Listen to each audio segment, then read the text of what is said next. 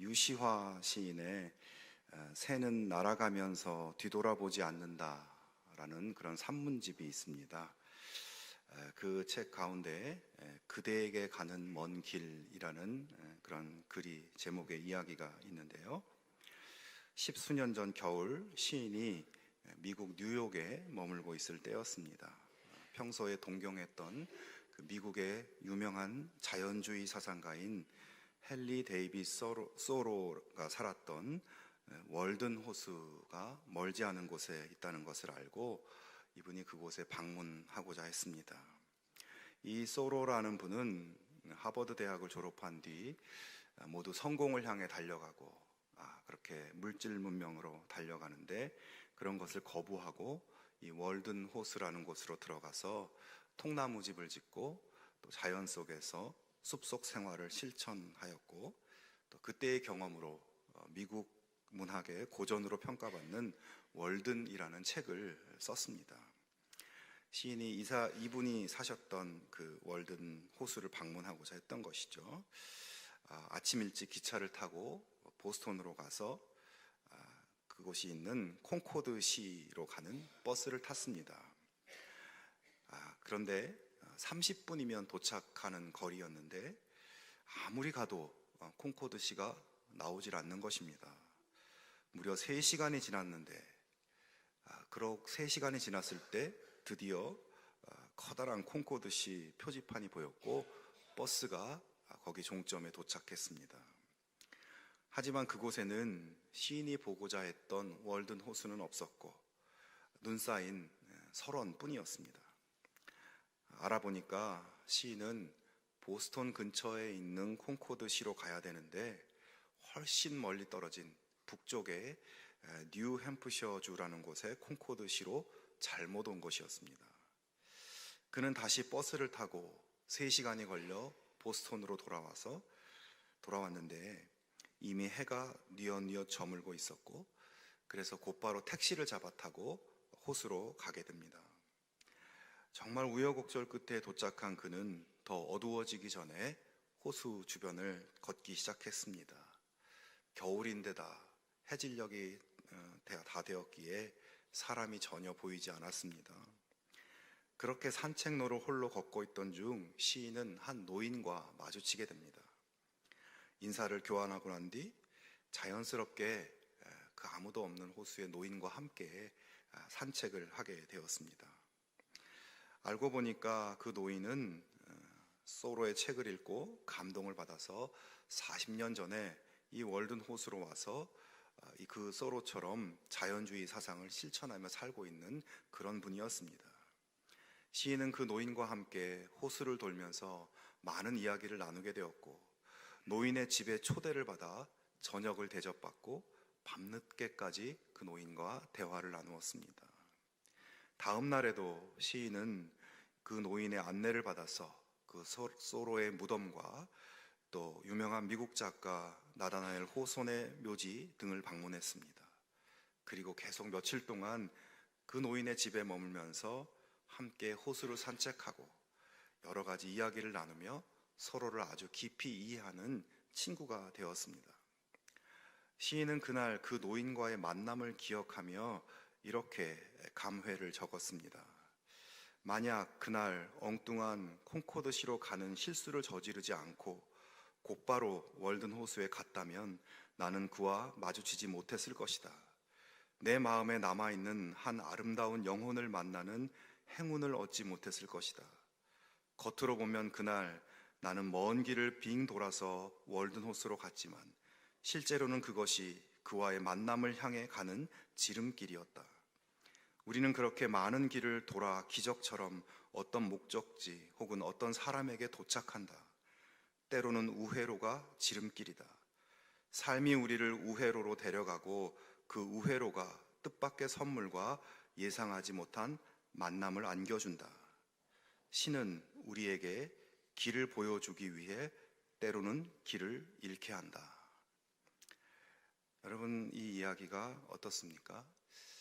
시인은 기독교인은 아니지만 그의 말처럼 하나님께서는 때때로 우리에게 길을 보여주기 위해서 길을 잃게 하시는 분입니다. 우리의 인생길이 마음대로 되지 않고 내가 엉뚱한 길로 가는 것 같고 어둠 속에서 헤매는 것 같아도 때로는 그 길이 하나님의 길로 이끌어 주시는 그런 길일 수 있다는 것입니다. 그러므로 여러분, 우리의 삶을 하나님께서 언제나 하나님의 길로 인도해 주고 계심을 기억하고 주님께서 도착하게 하실 그곳까지 믿음으로, 인내와 소망으로 나아갈 수 있게 되기를 주님의 이름으로 축원합니다. 오늘의 본문은 바울의 두 번째 선교 여행의 장면을 보여줍니다. 사도행전에 보면 바울은 총 3번의 선교 여행을 하게 되는데, 이때 사역했던 지역을 잠깐 지도로 한번 보겠습니다. 지도에 보시면 이 생소한 지명들이 참 많이 있죠. 그런데 이 지도상의 지역들은 모두 로마가 정복한 식민지였고 다 로마의 지방으로, 로마의 주로 편성이 되어 있었습니다. 우리가 잘 아는 이스라엘은 이 유대주였고 또 그 위에 수리아주, 또 길리기아주, 갈라디아주, 또 비두니아와 본도주, 또 아시아주, 또 이 에게해를 건너서 마게도냐주, 아가야주, 이런 여러 주들이 있었습니다. 여기서 특이한 것은 아시아가 우리나라가 속한 그런 아시아가 아니라 이 터키의 서쪽 해안을 끼고 있는 지역을 아시아주로 이렇게 이름을 붙인 것입니다. 그래서 여러분, 성경을 읽다가 아시아라고 하면 우리나라 지역이 아니라 이 지역을 떠올려야 합니다. 바울은 이 여러 지역들 중에서 1차 선교 여행 때 주로 이 갈라디아 지역, 이 지역을 1차 선교 여행 때 방문해서 교회들을 세웠습니다. 그리고 나서 이제 2차 선교 여행을 떠날 계획을 세우는데요. 2차 선교 여행의 계획은 두 가지 목표를 가지고 있었습니다. 첫 번째 목표는 15장 36절에 나오는데, 우리가 주의 말씀을 전한 각 성으로 다시 가서 형제들이 어떠한가 방문하자, 이렇게 되어 있습니다. 자, 여기서 방문하자는 단어는 단순히 찾아가 보는 그런 단어가 아니라 아픈 사람이나 형편이 힘든 사람들, 이런 가난한 사람들을 찾아가서 돌보는 그런 경우에 쓰는 단어입니다.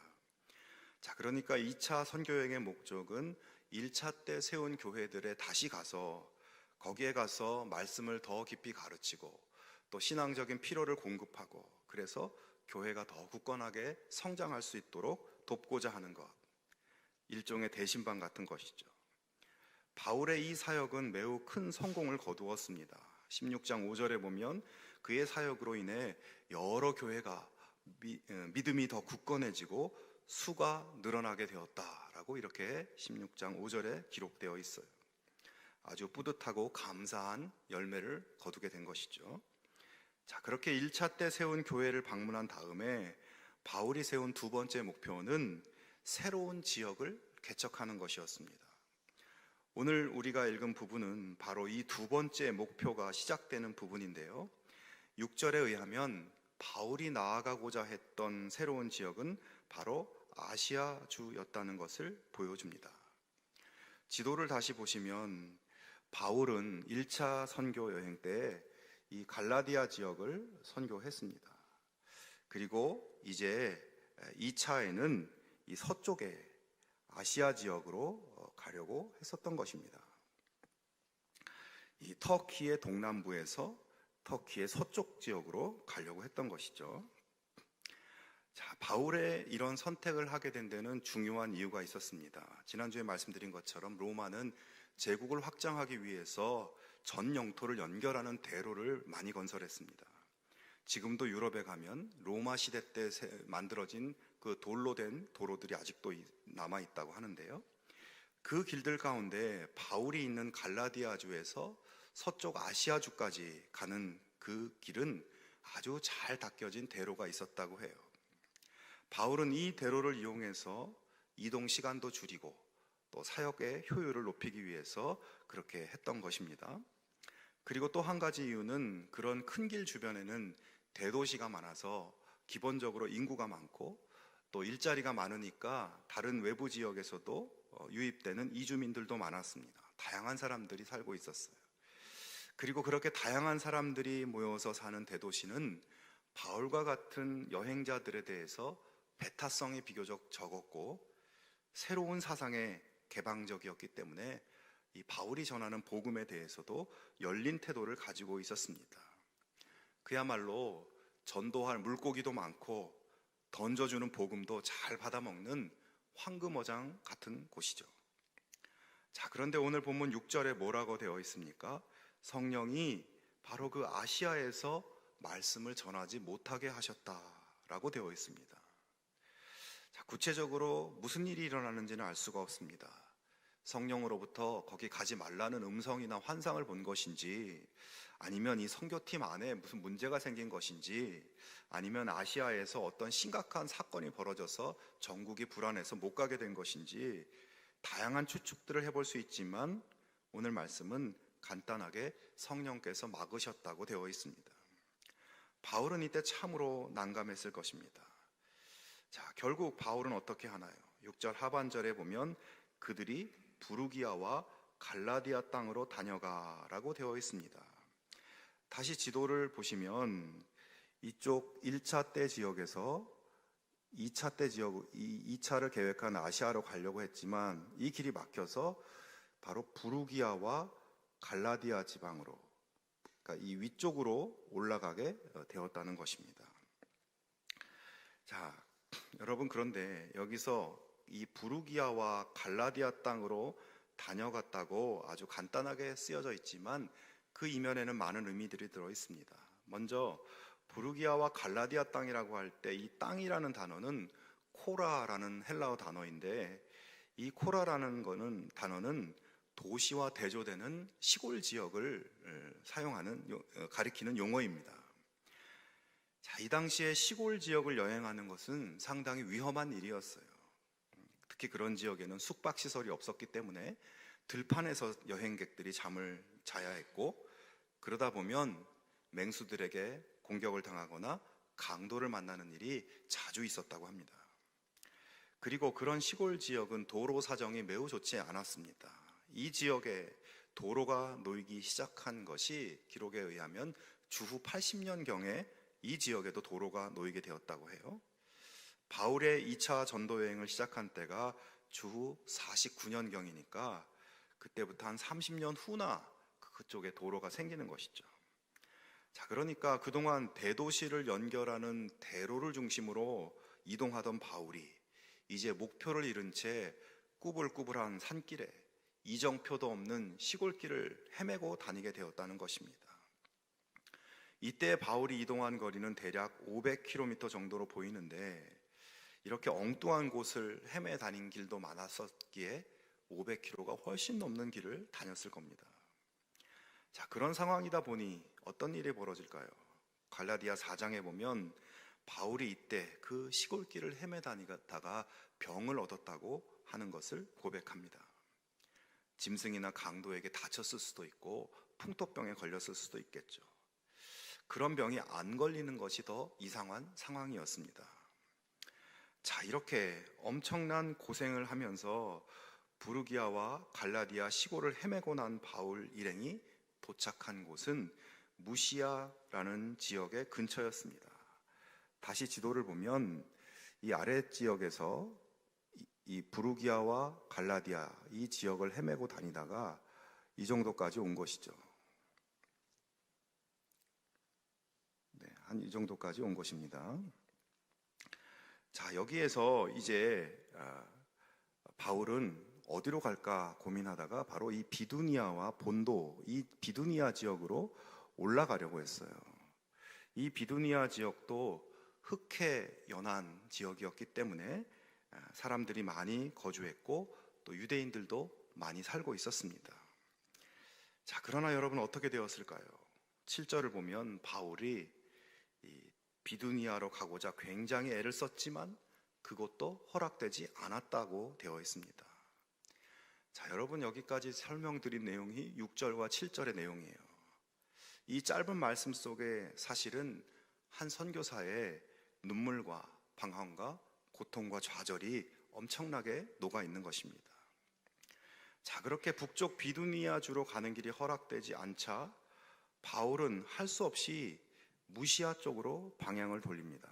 그러니까 이쪽으로 가려고 하는 것은 못 가고 결국 이 무시아, 더 서쪽 지역으로 가게 되었다는 것이죠.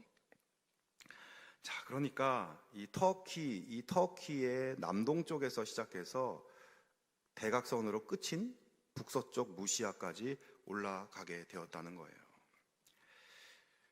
정말 이제 육로조차 끊긴 바다 앞에 도착한 것입니다.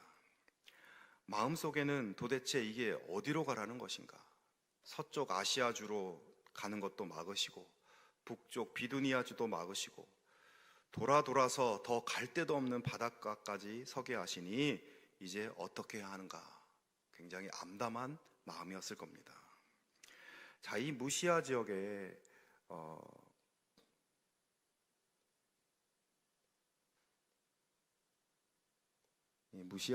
이 드로아라는 항구에 지금 바울이 도착해 있는데요. 그날 밤에 이상한 일이 벌어집니다. 바울이 환상을 보게 되는데 이 드로아 항구에 있고 이 바다 건너편에는 마게도냐라는 지역이 있어요. 이 마게도냐 사람이 나타나서 우리 쪽으로 건너와서 우리를 도와달라고 하는 환상을 보게 됩니다. 자, 바울은 자신이 본 환상을 사람들에게 들려줘요. 그랬을 때 그 일행은 바울의 이야기를 듣고 어떻게 반응했을까요?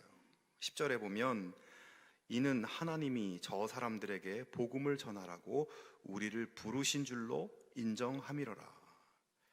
자, 바울의 일행은 바울이 본 환상이 하나님이 부르시는 부르심이라고 확신했다는 것입니다.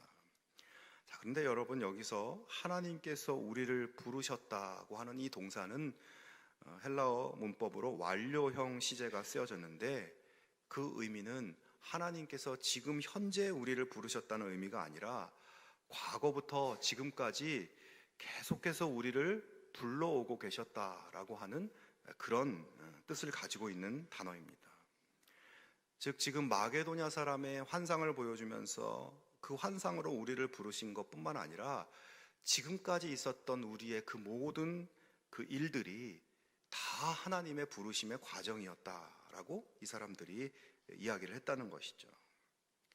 바울과 그의 일행은 바다로 막혀있는 이 막다른 길에서 하나님 보여주시는 환상을 보면서 무릎을 탁 친 것입니다. 지금까지 가는 데마다 길이 막히고 온갖 고생을 겪으며 헤매고 다닌 그 모든 고생이 의미 없는 고생이 아니라 하나님께서 부르시는 부르심의 과정이었구나. 이것을 깨닫게 되었다는 것입니다. 바울 일행은 이제 하나님의 부르심을 따라 드로아에서 배를 타고 바다를 건너 마게도냐에 도착합니다. 여러분, 사실 이 순간은 아주 역사적인 순간이에요. 바울이 건너온 마게도냐 땅은 지금으로 하면 그리스 땅입니다. 즉, 복음이 이제 유럽 지역으로 넘어가는 그 순간인 것입니다. 바울은 처음에 2차 선교 여행의 새로운 개척지로 아시아주를 생각했습니다. 하지만 하나님께서는 그를 바다 건너 유럽으로 불러오신 것이죠. 이후 바울은 그 지역의 여러 도시들에서 복음을 전하고 교회를 세우고 다시 배를 타고 아시아주의 수도인 에베소를 거쳐서 안디옥으로 귀환함으로 2차 선교여행을 마칩니다. 자, 성도 여러분, 그러면 여기서 우리는 한 가지 질문을 던져볼 수 있습니다. 하나님께서는 왜 아시아주로 가려고 하는 바울을 그토록 막으시고 또 비두니아주로 가는 것도 허락지 않으시고 왜 그토록 바다 건너 그리스를 먼저 가게 하신 것일까요? 이후의 사도행전 말씀을 보면 바울은 3차 전도여행 때 결국 자신이 가고자 했던 아시아주로 가서 아시아주의 수도인 에베소를 중심으로 사역을 합니다. 이 3차 때에는 길이 순탄하게 뚫려서 그리고 에베소에 도착해서 무려 2년 3개월 동안 거기에 머물면서 복음을 전하고 교회를 세우고 그리고 전에 세웠던 교회들에게 서신서들, 편지들을 보내면서 교회를 돌보는 사역을 하게 됩니다. 자, 그런데 여러분, 여기서 지도를 잠깐 보십니다. 이 에베소라는 곳의 위치를 한번 보려고 하는데요. 에베소가 바로 여기에 있습니다. 여기가 아시아주고요. 자, 여러분 1차 때 바울은 이 갈라디아 지역에 교회를 세웠습니다. 그리고 2차 때는 이 마게도냐 지역과 아가야 지역, 이쪽 지역에 교회들을 세웠어요. 자, 그러니까 3차 때 그리고서 그 한 가운데인 에베소에 와서 사역을 하게 됩니다. 이곳에서 양쪽, 이 동쪽과 서쪽 양쪽 지역의 교회들을 돌보면서 그 교회들의 성장과 확장을 주도하게 된 것입니다. 여러분, 바울의 처음 계획처럼 먼저 아시아로 들어가서 에베소를 갔더라면 그곳은 또 하나의 선교지에 불과한 곳이 되고 말았을 겁니다. 그러나 하나님의 방법은 달랐습니다. 하나님은 먼저 유럽의 그리스 지역에 교회를 세우시고 그 다음에 에베소로 바울을 불러서 그곳에서 아시아와 유럽 그 선교 사역 전체를 이끌고 가게 하신 것입니다. 하나님은 에베소를 또 하나의 선교지가 아니라 선교 사역 전체를 이끌고 가는 컨트롤 타워로 이 에베소를 세우실 계획이었던 것입니다. 여러분, 사도행전을 보면서 우리는 하나님께서 사람들이 미처 생각하지 못하는 일들을 미리 앞서 생각하시고 행하시는 것을 많이 발견하게 됩니다. 사도행전 초반부에서 사람들은 예루살렘에 머물면서 안정을 추구하고 예수님의 구원도 자기들 유대인들만 받는 것으로 생각했습니다. 하지만 하나님께서는 그 생각을 깨시고 스데반과 빌립과 베드로, 고넬료 여러 이방인들, 이 사람들을 통해서 유대라는 이 좁은 울타리를 깨고 뛰어넘어서 이방 세계로 복음을 확장시켰습니다. 오늘 바울의 2차 선교 여행의 기록을 보면 하나님께서는 이 아시아라는 울타리에 갇힐 수 있었던 복음을 먼저 유럽으로 넘어오게 하시고 그 지역 전체를 복음으로 덮을 수 있도록 이를 추진해 나가신 것입니다. 여러분, 이때 누가 이런 안목을 가지고 있을 수 있었겠습니까? 하나님은 우리의 좁은 이성과 한계를 뛰어넘으시는 분이십니다. 시간과 공간의 한계를 뛰어넘으시는 분입니다. 하나님의 복음의 기쁜 소식이 온 인류에게 전해지게 하기 위해서 역사를 적극적으로 움직이시는 분이십니다. 그리고 여러분, 하나님의 그런 역사는 그냥 성경 속의 역사가 아니라 바로 나를 구원하기 위한 역사였다는 것입니다. 하나님이 나를 생각하셔서 바울의 길을 막으신 것이고 바다를 건너게 하신 것입니다. 하나님의 이 놀라운 은혜의 역사, 여러분, 이것을 감사하면서 하나님께 영광 돌릴 수 있는 우리 모두가 될 수 있기를 바랍니다. 마지막으로 여러분, 오늘 본문에 바울의 길을 이끄셨던 이런 일들은 성경 속에만 있는 이야기가 아니라 오늘 여기 우리의 삶 속에서도 일어나는 일들임을 기억할 수 있어야겠습니다. 오늘 내가 어떤 목표를 세우고 어떤 계획을 세워서 일을 해나갑니다. 그러나 그런 일들이 나의 계획대로 되지 않고 쉬운 길을 막히고 힘든 길로만 자꾸 몰리게 되고 뜻하던 대로 되지 않을 때가 있습니다. 자, 그런 경우에 우리에게 찾아오는 생각 중 하나는 내가 하나님 앞에서 무슨 잘못을 했나? 내가 무슨 죄를 지었나? 회개할 게 있나? 이런 생각입니다. 물론 일이 막히고 힘들 때 문제의 원인을 다른 사람에게 돌리지 않고 또는 하나님을 원망하거나 의심하지 않고 자기 자신에게서 찾아보려고 하는 사람은 성숙한 믿음과 인격을 가진 사람이라고 할 수 있습니다. 회개해야 할 것은 회개하는 것이 맞습니다. 그러나 여러분, 하나님은 그렇게 우리가 뭐 잘못한 게 없나 이런 것만 불꽃 같은 눈으로 주시하시면서 길을 막으시거나 벌을 주시는 그런 율법적인 하나님이 아니십니다. 하나님은 오히려 우리가 선택하는 길을 존중하시는 분이십니다. 때때로 우리가 선택하는 길이 올바른 길일 수도 있고 또 돌아가는 길일 수도 있겠지만 하나님은 보통 우리가 스스로 선택할 수 있도록 자유를 주셨습니다. 그렇게 우리는 자유롭게 선택하면서 가다가 이건 뭐가 잘못됐구나 생각되면 길을 바꾸어 회개하기도 하고 또 어떤 사람은 고집스럽게 그 길을 가다가 일을 망치기도 합니다. 하지만 여러분, 하나님께서 그렇게 자유롭게 선택할 수 있도록 하시지만 또 어떤 때는 그 길을 하나님 의지로 막을 때도 있다는 것입니다. 자, 그러면 하나님께서 어떤 때는 그냥 놔두시고 어떤 때는 막으시는가? 여러분, 이것을 일반화해서 설명할 수는 없습니다. 다른 사람은 그 길로 가도록 내버려 두고 그 길에서 좋은 결과도 생겼는데 나는 그 길로 가지 못하도록 막으실 수 있습니다. 지난번에는 됐는데 이번에는 못 가게 막으실 수도 있습니다. 우리 인간의 생각으로 하나님의 넓고 깊은 의미를 다 이해하기 힘듭니다. 여러분, 바울을 보십시오. 바울도 지난번에는 분명히 대로로 가는 것이 허락되었고 거기서 좋은 결과도 있었지만 이번에는 완전히 그 대로로 가는 것이 다 막혀버렸고 아무런 결실도 없이 깊은 어둠 속을 헤매며 고생만 하고 그야말로 암중모색이었습니다. 그러나 그 고난의 길 속에서 바울은 믿음을 잃지 않고 하나님의 때와 하나님의 뜻을 구하며 묵묵히 인내하였습니다.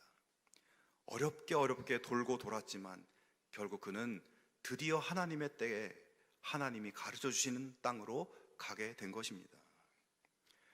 여러분, 하나님께서 우리의 길을 막고 서실 때가 있습니다. 바울처럼 왜 막아 서시는지 몰라서 암중모색을 해야 할 때도 있습니다. 하지만 그렇게 길이 막힐 때 거기에 담긴 하나님의 뜻을 겸손히 구할 수 있어야 합니다. 기도하면서 내 선택이 잘못된 것이 깨달아지면 회개하며 길을 돌이킬 수 있어야 합니다. 그리고 하나님께서 그 길이 최선의 길이 아니기에 하나님의 강력한 의지로 그렇게 하시는 것임을 믿음의 눈으로 바라볼 수 있어야 합니다. 여러분, 인생이 내 뜻과 내 계획대로 되지 않을지는 몰라도 하나님은 우리의 인생을 다루어서 하나님의 계획을 이루고 계시는 중임을 여러분 믿으실 수 있기를 바랍니다. 우리 인생이 내 뜻대로 되는 것보다 우리 인생이 하나님 뜻대로 되는 것이 우리에게 훨씬 좋은 것이 아니겠습니까? 그러므로 여러분, 길이 어두울 때 무엇보다 깊고 간절한 기도를 통해서 거기에 하나님의 뜻이 있는지 물으실 수 있어야 합니다. 영혼의 깊은 밤중에 내가 지금 어디로 가는지조차 구분할 수조차 없는 그 어둠 속에서 그러나 하나님이 여전히 내 길을 인도하고 계신다는 것을, 그 믿음을 가지고 하나님의 뜻을 구하며 걸으면 우리는 하나님의 때에 하나님의 땅에 도달하게 될 것입니다. 여러분, 밤이 아무리 어두워도 새벽은 밝아오게 돼 있습니다.